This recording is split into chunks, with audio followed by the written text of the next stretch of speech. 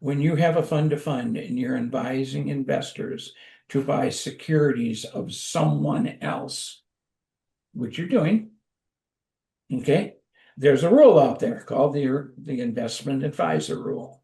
And it's a big, complicated rule. We don't need to go into all of it, but there are three exceptions that allow what I heard going on at the last conference. One exception is if, in fact, your fund has less than 100 investors. Hello, Ginny Bolling here with Pivotal REI, the real estate investing podcast brought to you by Pivotal Real Estate Investments, where we help investors build wealth and income through commercial real estate that also improves communities. And today we have a very pivotal person.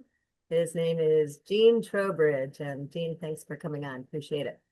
Well, thanks for having me, Jenny. I'm looking forward to this, and it was great meeting you at the last event we had in Dallas. I hadn't met you before, and we sat alongside of each other at the table, and this is the result of that. So that's exciting.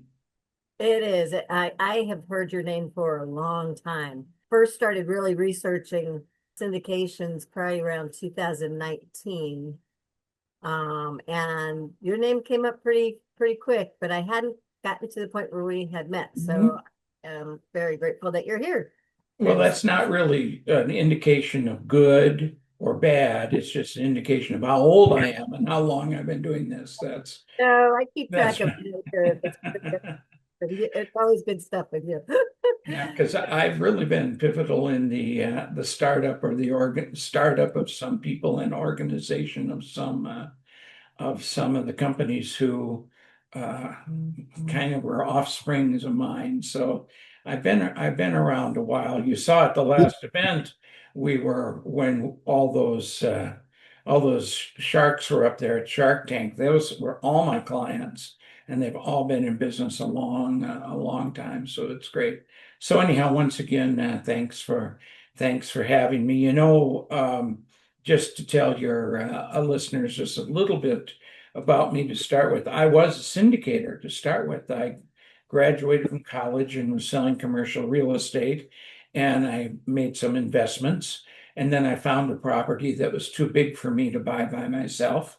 So I called a couple guys that I'd gone to college with, and I put together my first syndication in 1974. And so for 20 years, I was a syndicator. And then in 1995, I graduated from law school. I was a syndicator for 20 years. And then at 45, I went to law school. And in 95, I became an attorney just for one reason, to do syndication and securities law, which I've been doing ever since. So it's been a long career of mine in this business, that's for sure. And I bring some practical memories to the legal work that I do. And I think that helps my clients. Our conversations, that's quite obvious. It's practical. But what about those 20 years drove you to become an attorney? Yeah. Well, there's a real long story in that. And the story really relates to the fact that I use the SEC broker-dealer community to raise all my money. I had what they call a selling group, and I had 10 firms who, when I brought out an offering, I would talk to the reps, the securities reps, and they would sell it to their clients. I really never met any investors. I always was wholesaling it, if you would, to the reps.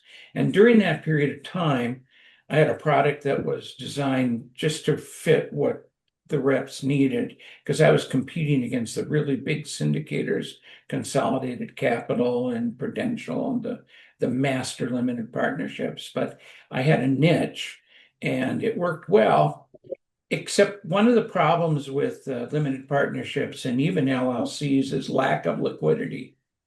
So in the early 90s, REITs came out, and private REITs and public REITs, but in either case, they offered liquidity. So some of my salespeople who had funded all my deals decided that they would put their investors in REITs as opposed to limited partnerships. And that really hurt the size of my selling group. And then one person in my selling group came to me and said they wanted to be exclusive because I was doing back then deals that were 5 to 7 million at a time. And when all 10 of the selling groups got involved, they broke that up into little pieces. And so this one client came to me, probably my biggest client, and said, we'll just take down all your deals, but you can't have anyone else. And I had a practice that when I went to the broker dealer firm and told them that here was my new offering, that I had enough money to close the transaction, whether they raised money in time or not. Okay. So I had the $4 or $5 million that was liquid to give them confidence that if their due diligence took a long time or whatever, we could still break impounds and close the deal. Well, this particular client not only wanted me to be exclusive, but wanted me to do $10 million deals minimum. And the story I tell is after that conversation, I called Kay, my wife, now of 54 years. And I called her and I said, I'm coming home for lunch. And the kids were in school and we sat around the kitchen table. And I said, I'm not going to do that. I'm not going to put all my egg in one basket. And I don't have the wherewithal to take the same approach that no matter what, I'll fund the deal to get it started. I don't have the $10 million. I have 5, but I don't have 10. And I'm not going to take that risk. So let's do what I always wanted to do. Let's go to law school. She was working, we had kids in school, and I'm off to law school. But I had 6 or 7 years of income coming in from our projects. So money going to law school wasn't an issue, it was the time. But if I wasn't out raising money, I was only managing the funds that we already had. And we were big enough where I had property managers and all that. It worked. So I went to law school. Wow, that's interesting, really. And that's what you always wanted to do. Yeah, really did. But I never had the real time to do it as I was working up through the real estate industry. I never really had the time.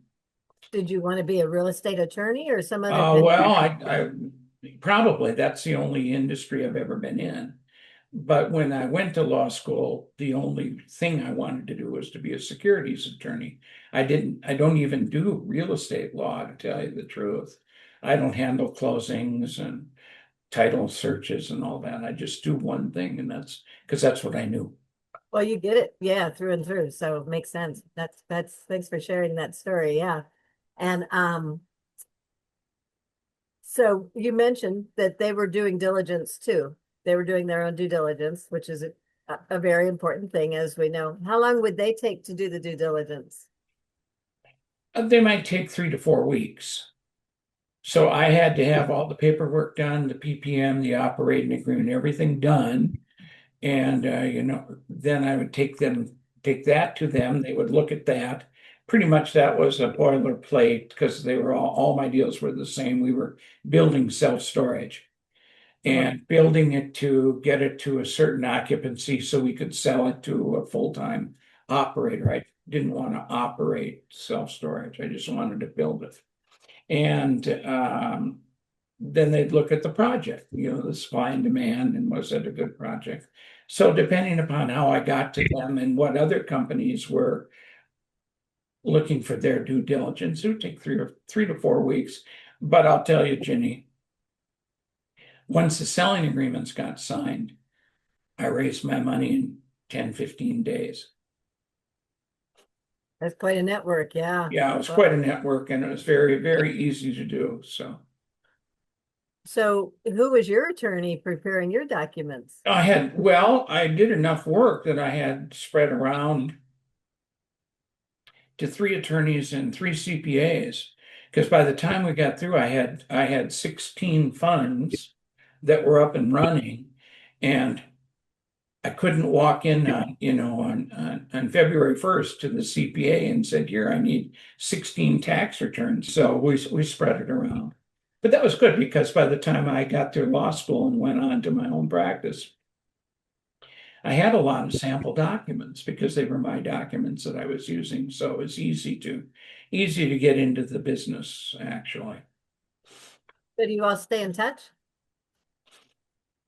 Not really. One of them was so funny. They said, well, that's stupid that you're going to law school. All of us want to do what you're doing. You can have being a lawyer. We want to be a developer. I said, well, it's not all that easy. So, You ever thought about having a little reunion? nope, no. We're all gonna. I'm older than all of them, so I'm sure they could do it. But anyhow, Anyway, okay. Well, so yeah, you have quite a history, and you certainly do know the hands-on stuff. What would you say? Let me come up with what pops in my mind. What do you consider your most valuable advice for people that are just starting to create? We were talking before we started with the fund of funds seems to be the trend where people are going that because things got carried away with the co-GP model and a few other reasons, I guess. But so the fund of funds model is really evolving quickly. And so and I shouldn't limit it to just that, but what do you consider your most valuable experiences new clients come to it? well, to tell them what I learned, and the two things I learned, number one, is there's always more risk than you anticipate, always.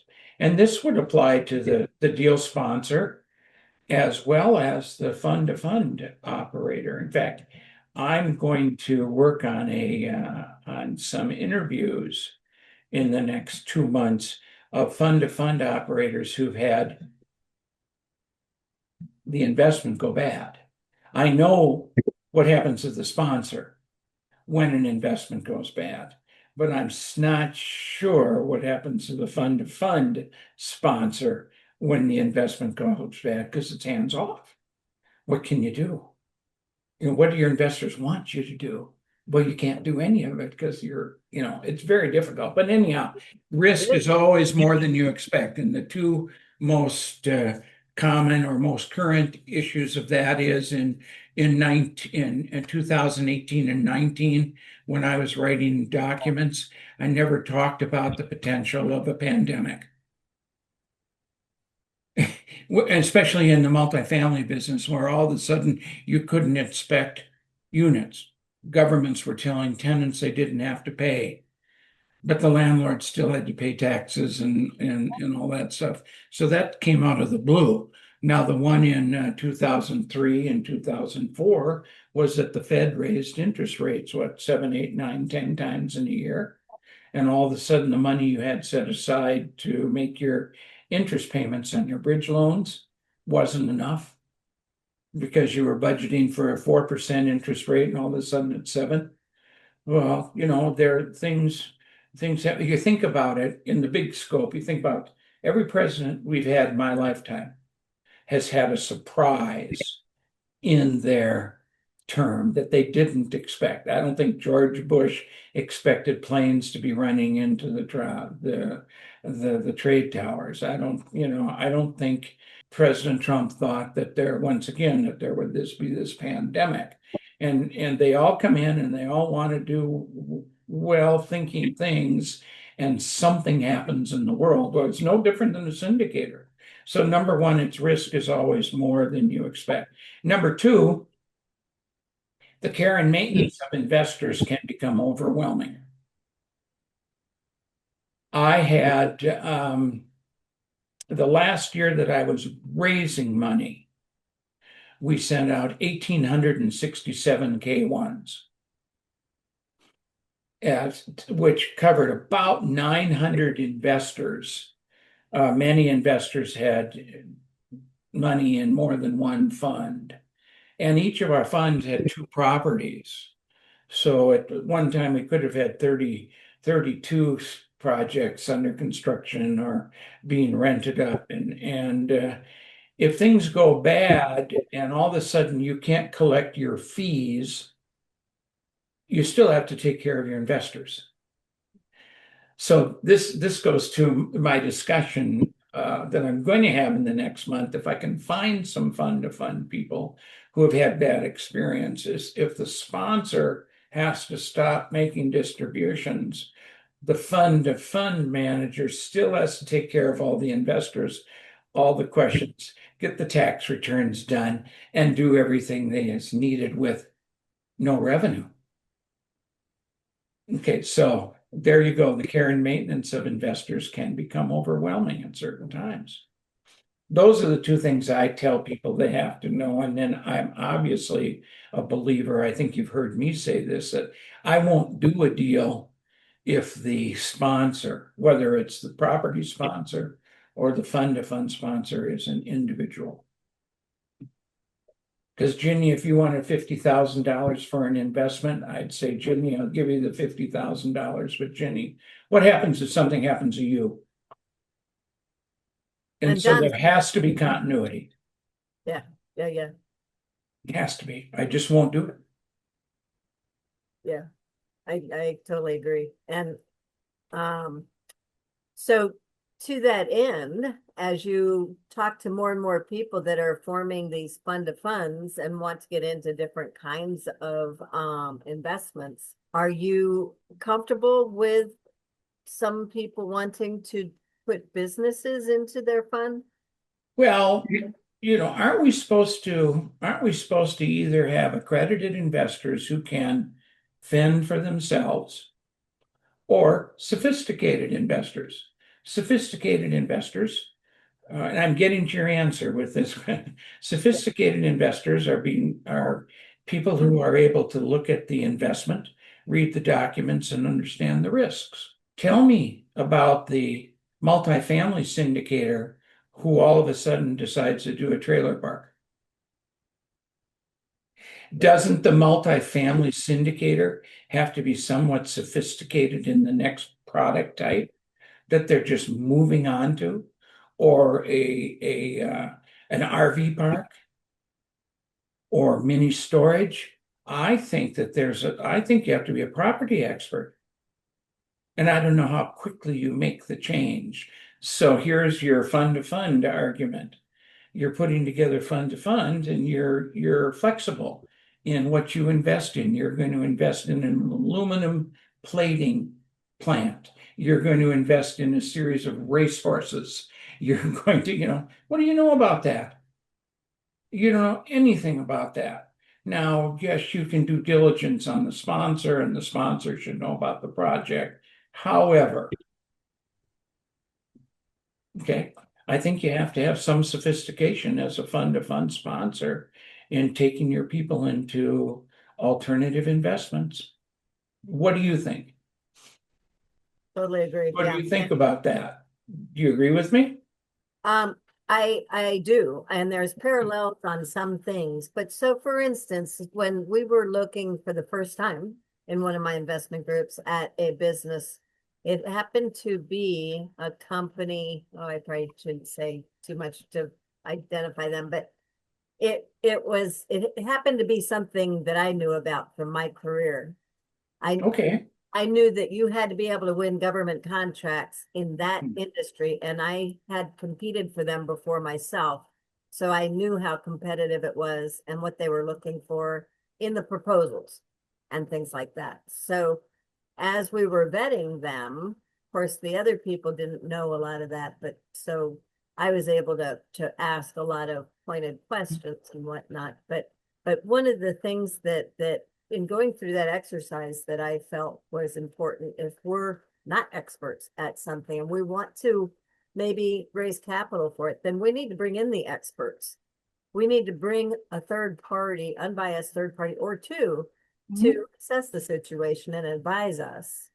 And if we feel comfortable enough, then maybe go ahead. But which I really feel like the more we realize none of us, because there's a bunch of us that are, usually somebody, because we got CPAs in the group and all, they have some experience on a lot of businesses, right? If we don't have the wherewithal to even make sure that that third party knows what they're doing, then, we shouldn't do it. But yeah. Well, being somewhat of a cynic here, Ginny, Mhm. it's tough when you've raised $2-3 million and it's just sitting there and you're waiting to figure out what to do with it and how do you get paid and how does the revenue stream to you start. Just to sit there and be terribly patient with your investment choice. Just as a cynic, That's if you're doing a blind pool, right? sure. Yeah, I wouldn't do a blind pool. I don't think I would. I shouldn't say Well, you that. know they're out there doing that. Yeah, and there are some, I guess, guardrails that you can do to make it more plausible, especially if you're like almost a Blackstone that's got, so many resources. Yeah. But I Right. think in this case, what you would do is your fund to fund sponsor would put together an investment summary. We're going to buy multifamily properties in the Southwest, and they're going to be between 100 and 250 units, and we're going to get 70% agency financing. Okay. People will invest in that. Then you can go out and buy that. But I had an experience of a client once who said they were going to do that in single family houses in Redondo Beach, California. Mhm. And what did he do with the money? He took the money and bought a bar. And bought a bar. 6 months later, had turned it around and sold it to some new operators and doubled the money. Put it back in the fund for the investors. The investors said, "We never gave you permission to buy a bar." So he went to jail for 2 years because that's totally fraudulent. But he had the money. So I always think the investment summary is handcuffs. He had handcuffs on him that said, "We're going to buy and fix and flip dilapidated properties in Redondo Beach." And he went out and bought a bar in Redondo Beach. Not good. Not good. So I think you have to be careful about that. I I totally get that.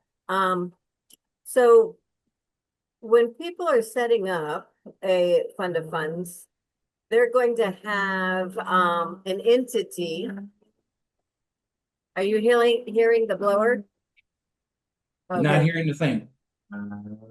Um, an entity that's going to be managing the assets, if you will.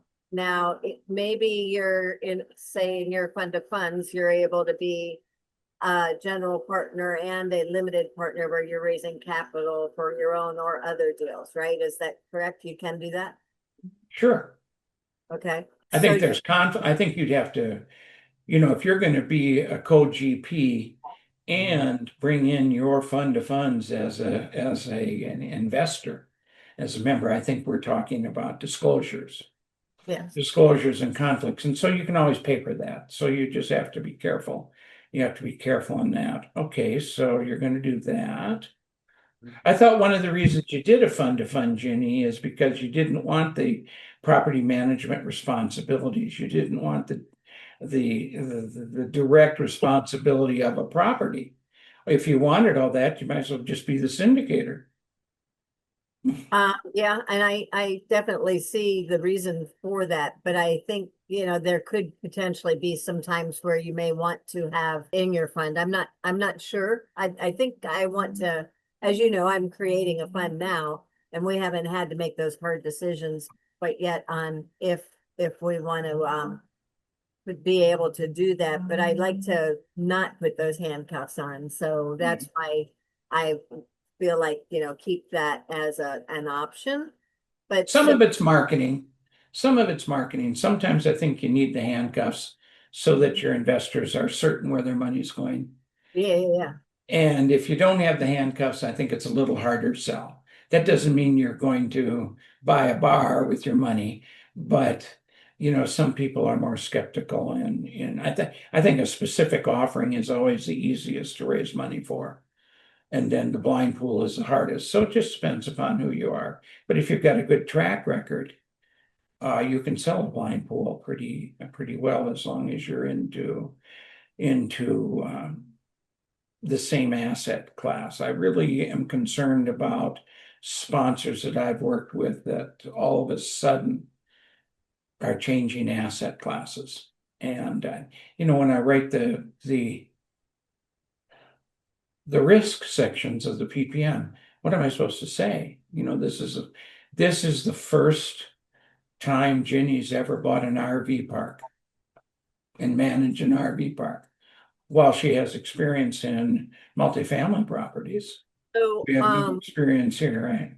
what if, like in my case, you have somebody that's on the team that's been an appraiser and dealt with Well, all if you have a team, that's it. I'm all about continuity. I'm all about teams, so that's fine. I guess you have to sell. You have to sell what it is you have to sell, right? That's marketing.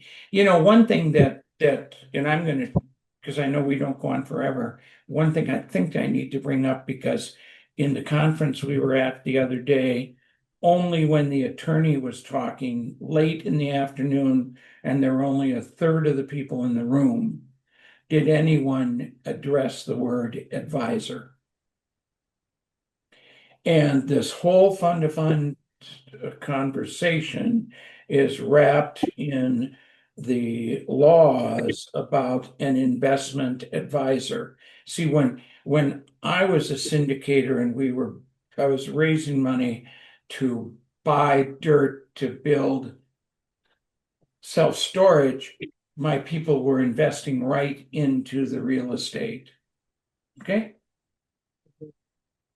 Here comes a fund to fund who's going to invest in my syndication that invests in the real estate. So when you have a fund to fund and you're advising investors to buy securities of someone else, which you're doing, okay, there's a rule out there called the investment advisor rule. And it's a big, complicated rule. We don't need to go into all of it, but there are 3 exceptions that allow what I heard going on at the last conference. One exception is if, in fact, your fund has less than 100 investors. Okay, that's an exception. What about the integration rules? What if you have 3 funds of 50 investors each? Now you're controlling money from 150 people. Is that an issue? Well, that's a legal issue we have to discuss. Number 2, you have an exception to be registered as an investment advisor if all your investors are qualified, meaning they have net worth of $5 million. Okay, that's problematic for us, isn't it? And the third one is if you're invested in the right type of real estate interests.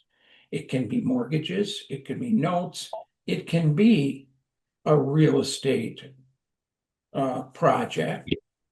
You're buying securities in someone else's real estate project, as long as your fund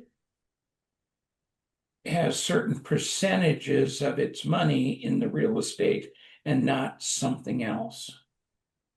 And that percentage is 80, which I'm kind of concerned about. What about reserves? Reserves, how much reserves do you have? And is that below the 80-20 rule? So Reserve. you need help from an attorney if you're going to do fund to fund, so that you as the sponsor understand the 3 exceptions to the rule. And the rule is you need to have a license, but there are 3 exceptions to the rule. And generally, I learned from the observation that the attorney who was speaking to us last week said that in Texas, at least, breaking the investment advisor rules is a felony. Okay, so let's make sure we do it right. So the attorneys that I know who really are concentrating on working with the fund to fund advisors are going to give you advice to make sure that your fund qualifies for the exception and we don't run into trouble in the future. Yeah, that's a big deal. And then every state has a different different set of rules Yeah, too. and that's all. Where is the fund? Where's the fund registered? Yeah. Okay, Texas has a set of rules. Delaware has a set of rules. So I think you have to. It doesn't depend upon each individual investor. That's a securities issue that when you get an investor from a state, you send the state a state notice that we're talking to their citizens. It has nothing to do with investment advisor. That Yeah. just has to do with we don't have blue sky rules anymore, but the states want to know if you're working with their citizens. And so Okay. this fund to fund things is fine, but it's not. And I sat in there for 3 days, and except for an hour, it was totally devoid of the discussion of the legal risk that you take when you put together a fund to fund in relation to the advisor rule. And I had some concern of that. I kept waiting. When are they going to talk about that? Well, he did, but by the time and the placement of his speaking slot, I could tell there was only about a third of the people in the room. So whatever. It's a big deal. And to take it a step further with what you're saying, the fund or syndication, if you will, that's investing in the other deal, Other syndication. sponsors deal, the other syndication, right? Mhm. That is an LLC that is Mhm. considered the fund itself, right? And then there's a Yeah, the separate, LLC is the fund of another fund. But remember, your LLC is buying securities of someone else. It's not directly buying the real estate that the controlling fund has. And I think that's nitpicking. And with the third exception that they put in there, because Congress likes real estate, with the third exception, they do allow you, as long as your fund is really investing in real estate and not something else, you can use the exclusion. And it's the 80/20 rule, pretty so it much. goes to, There's a 55 rule, but we won't get into that. well, but there's actually another entity as well, I guess the operating entity, which might have a different name than the fund that is actually, so you might be going to, for instance, if Pivotal Real Estate Investments invites you to a webinar to invest, and then you say, yes, I like this deal, you've gone through all the due diligence, and yes, I want to invest, then suddenly there's another name, right? For the investment vehicle usually. Well, the LLC, the fund has to have a name because your people invest and buy securities in that fund, and that fund goes out and becomes a member in the syndication, just like I would as an individual or you would as an individual. The fund is a member of the LLC. But what the people in the fund have been suggested to do, and by the sponsor of the fund, and the sponsor of the fund gets compensated based on their suggestion to what the people should do. And the suggestion is invest in our fund, and we're going to invest in someone else's securities, and I'm going to get paid. Investment advisor rules. Boom. Yeah. Yeah, yeah, especially, and that's where it gets tricky, where, for instance, with the customizable fund where you've got several asset types, you have to be so Mhm. careful that you're not advising to tell them which one to go to, right? Because that again is directing, right? Yeah. Whether there's one or there's 20 different funds, I mean, the definition of an investment advisor is a person who gives advice to investors and gets compensated for it. Okay. Totally different than the sponsor of the syndication who gets an acquisition fee, a due diligence fee, or whatever. Totally different. But isn't that why it's growing to have the fund of funds because people want somebody to vet the deals for them? Do you think that's part of it, or? Well, I guess that might be fine, and that might be a good reason, as opposed to me investing my $50,000 directly in the deal and looking at the sponsor's due diligence and everything. I'm going to invest in your fund because you have a second set of due diligence. Okay. So sometime when we have another conversation, we'll talk about the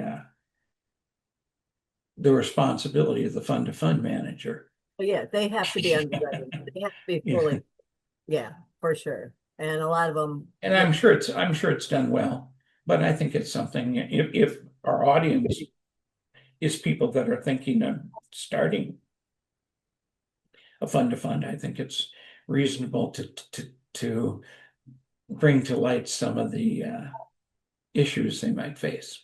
Okay. right, yeah. Oh, and I should have already asked you. Tell us your takeaway. You want the listeners to take away My from takeaway, I hope this comes up on the screen. I'm going to try the best that I can. Let's see, where is it? There we are. I have a it. book. This is the fifth edition of my book. It's called A Whole New Business, and it's all about real estate syndication. And it was a bestseller when it came out last month on Amazon. You can buy it on Amazon if you want, that's fine. But if you come to my website, you can get a free PDF of the entire book. And my website is easy. I'm going to spell it TNLLP. My law firm is Trowbridge, Nay, and we're an LLP. So it's TNLLP.com. So if you go to that website, we're going to grab your information and thank you very much. And then we're going to send you a free PDF of the book. And if you want a hard copy, you can go to Amazon and buy one. Sure. Terrific. Okay. And I should have announced at the beginning too, you are the nominee of Kim Taylor being a pivotal person in her life. You have been Do you know pivotal. how you know that story quickly? I was at the first RE Mentor partnership class because Dave Lindo asked me to come and teach with him, the very first one, because he had come to my class. So he said, "Well, why don't you come and help teach with me?" Braintree, Massachusetts, a week after Thanksgiving, huge snowstorm. There's a break, and all of a sudden, this couple walks up to me, woman and a guy, and this woman said, "Hey, I'm an environmental lawyer, and I hate working on environmental law. I want to do what you're doing. Do you need any contract labor work?" And there are about 300 people in the room. And I said, "Yeah, if next week 10 of these people call me, I'm swamped. Where are you from?" "San Diego."